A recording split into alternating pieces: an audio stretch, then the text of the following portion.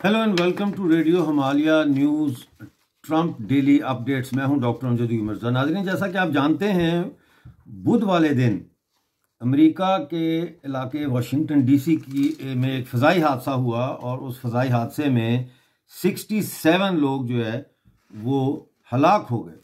अब सवाल ये है कि अमेरिका का जो सिस्टम है कंट्रोल टावर्स का और एयर ट्रैफिक को कंट्रोल करने का, वो बहुत ही ज़्यादा एडवांस है।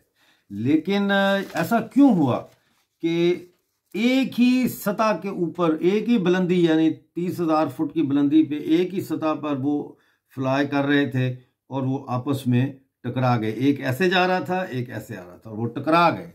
और एक उसमें मुसाफिर बरदार तैयारा था जिसमें 60 मुसाफिर और 4 उसमें क्रू मेंबर्स थे उसके। और दूसरा जो है वो एक ब्लैक हॉक फौजी हेलीकॉप्टर था जिसमें 3 लोग शामिल थे।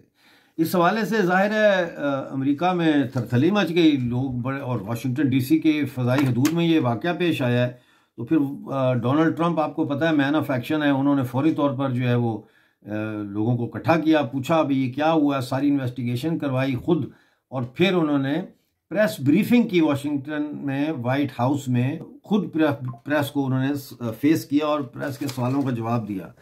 अब उन्होंने, इसमें कोई शक नहीं है कि डोनाल्ड ट्रंप काफ़ी परेशान और दुख में डूबे हुए नज़र आ रहे थे। जैसे ही वो पोडियम पे आए, उन्होंने कहा जी 1 मिनट की खामोशी हम इख्तियार करना चाहते हैं उन लोगों की याद में जो मारे गए, और उनकी ख़ानदानों के साथ इजहार ताज़ियत के लिए 1 मिनट की खामोशी। तो वो 1 मिनट की खामोशी फिर की गई।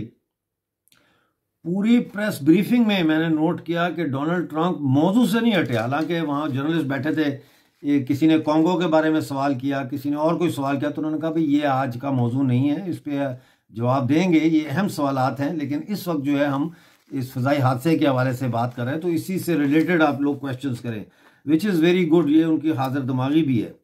अब डोनाल्ड ट्रंप ने कई सवालात उठाए हैं नाज़रीन इस हवाले से, और उन्होंने सबसे पहले तो उन्होंने ये सवाल उठाया है कि क्या जो कंट्रोल टावर पे ट्रैफिक कंट्रोलर्स हैं वो म्यारी हैं, क्या वो कंट्रोल टावर पे जो जहाज़ों की ट्रैफिक को मैनेज करते हैं उनकी गलती है, क्या उनको नज़र नहीं आ रहा था कि 2 जहाज़ एक ही बुलंदी पे एक ही मतलब है कि डेस्टिनेशन के लिए प्रवास कर रहे हैं। अगर 1000 फुट ऊपर या 1000 फुट नीचे या 500 फुट ऊपर नीचे जहाज़ को कर देते उनका डिस्टेंस, तो ये हादसा ना होता। उन्होंने ये भी सवाल उठाया कि ब्लैक हॉक जो मिलिट्री हेलीकॉप्टर है उसके तो पायलट बहुत ही ज़्यादा ट्रेंड होते हैं, तो क्या उसने कहीं नाइट विजन गॉगल्स तो नहीं लगाई हुई थी। मतलब है वो नाइट विजन गॉगल से मुराद है कि वो ग्लेयर जो होती है उसको कम करने के लिए, उससे भी किसी वक्त ऐसा हो सकता है कि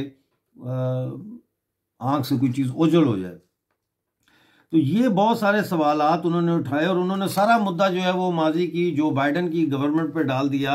उन्होंने कहा कि मैंने जब पहले प्रेसिडेंट बना था तो मैंने एयर ट्रैफिक कंट्रोलर्स के लिए हाईली स्किल्ड और साइकोलॉजिकली फिट जो है लोग, उसका कानून पास किया था कि उसके बगैर कोई जो है वो नहीं हो सकता भर्ती।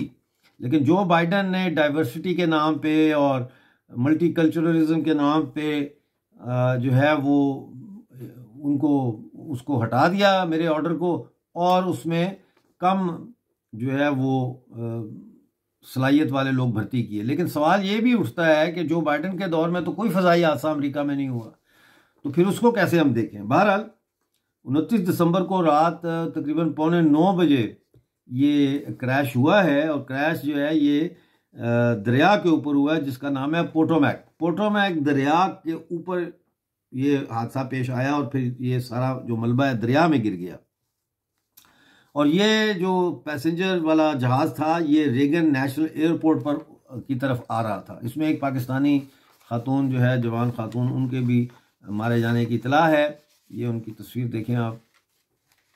ये अपने 25 साल के जो शौहर हैं इनके, उनको इन्होंने मैसेज किया कि हम 15-20 मिनट में एयरपोर्ट पे पहुंच जाएंगे।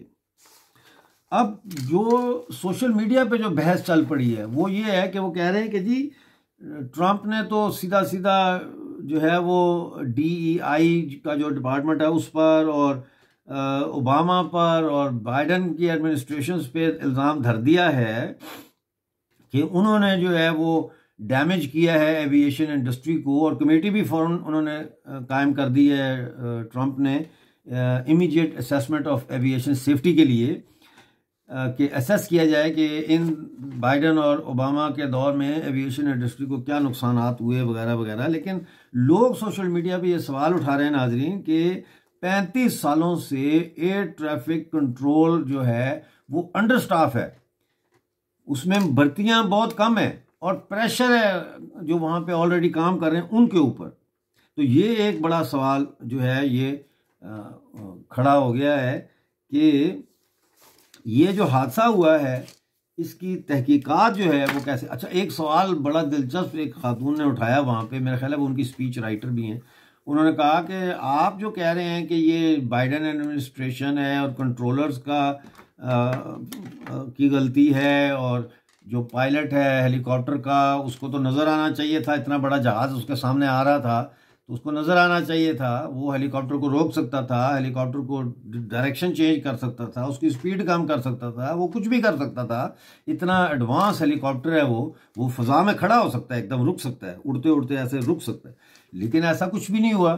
तो उस पर उसने सवाल किया फीमेल जर्नलिस्ट ने कि आप क्या इन्वेस्टिगेशन जो हो रही है उससे आगे नहीं जा रहे, आप खुद ही सजेस्ट कर रहे हैं कि भाई ये हुआ है और ये हुआ है और ये हुआ है, बगैर इन्वेस्टिगेशन की रिपोर्ट का इंतज़ार किए। तो उस पर उन्होंने कहा कि भाई मैं बड़ा हैरान हूँ कि आप मुझसे ये सवाल आपकी तरफ से आ रहा है, और उन्होंने कहा मेरे पास अकल है, कॉमन सेंस है।